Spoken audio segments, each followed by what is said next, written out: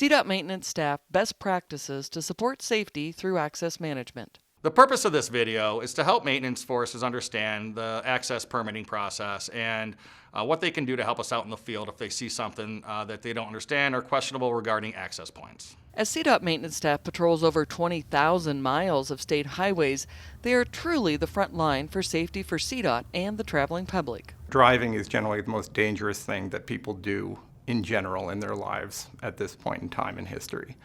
So we would like to mitigate as much risk as we can with all accesses and new accesses on the state highway system. It's important for us, especially as supervisors, to train our people right off the bat to be able to know exactly what to look for whenever they're out there.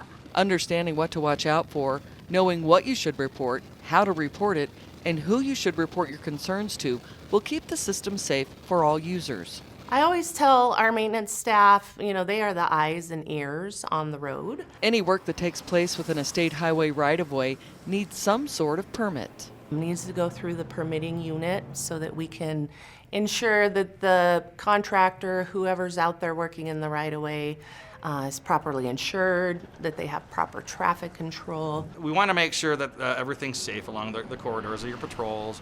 And access is one of those elements that you do have to pay attention to. Let's look at some potential red flags that should be reported. All of a sudden, you just see something, like I said, it's off. There's never been tire tracks there. Now all of a sudden the grass is beat down and it's constant. They're always going in and out. And it's like, okay, so why are they going in and out? Why is that now being a new path for them over to that property? If you see driveways that aren't built properly, you can ask us to see if they have a permit.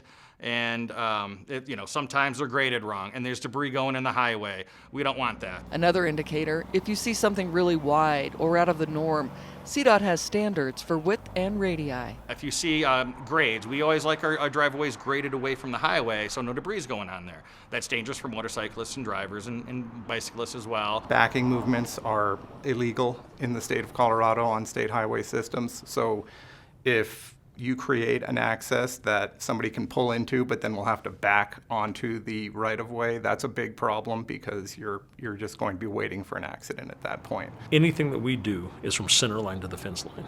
So how do you be comfortable with that? So if you know that you're out there looking for anything that's center line to fence line, it's no different than a pothole. Traffic control, or lack thereof, is also something to watch out for when work is occurring in the CDOT right-of-way. One of the key things to look for is maybe there's not even any signs out or any type of advanced warning. All work inside the CDOT right-of-way should have an on-site permit. Especially if that traffic control is hinky and not up to our standards at CDOT. Even if you don't know if it looks fine, it never hurts to stop and say who's in charge, who has the permit, who has the authorization to work within the right-of-way. Usually, they have to put up signs that say road work ahead, shoulder closed, lane closed, and there's specific distances those signs need to be set. You should be able to judge if this is a CDOT project or a contractor project. A good tell is always the roll-up signs is what we use,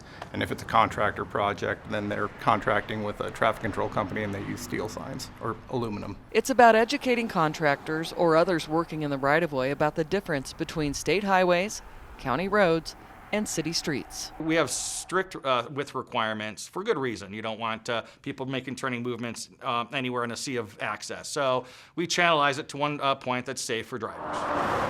Driveways are supposed to be 16 to 18 feet for a single family home.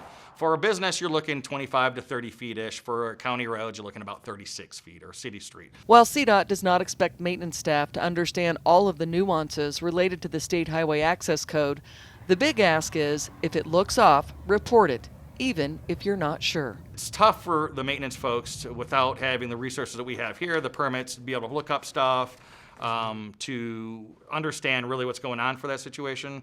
All I can say is if you see anything questionable, just reach out. We do always recommend that they follow their chain of command. So if it's a TM1, we'd like them to report it to their TM2 or TM3, and then the ops. Best practices: document, photograph, and communicate via phone, text, or email. And then they send those pictures to us. We review it, of course, we verify if we have a permit on file.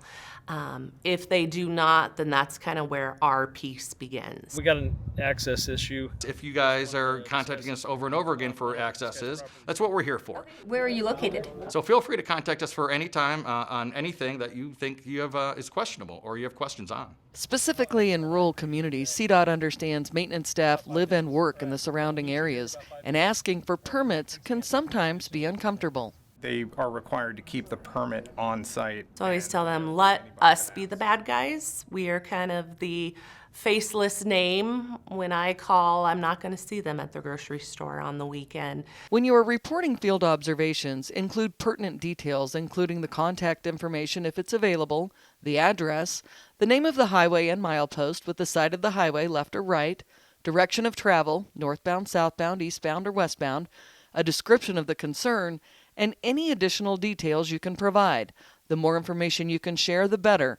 And remember, if you do not feel comfortable approaching someone working in the right-of-way, that's okay too. Unless you are seasoned or trained in it, that's okay. They have the people that are above you that are. And that's the comfort zone, to be able to say, it's okay, I see it, now I know who to report it to, because they're trained to deal with it. Because the biggest piece for us is safety. So that's why we do any of the permitting programs, is safety.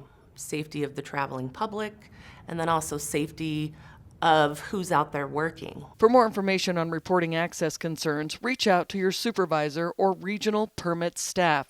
To view more tutorial videos, visit www.codot.gov/business/permits/access permits.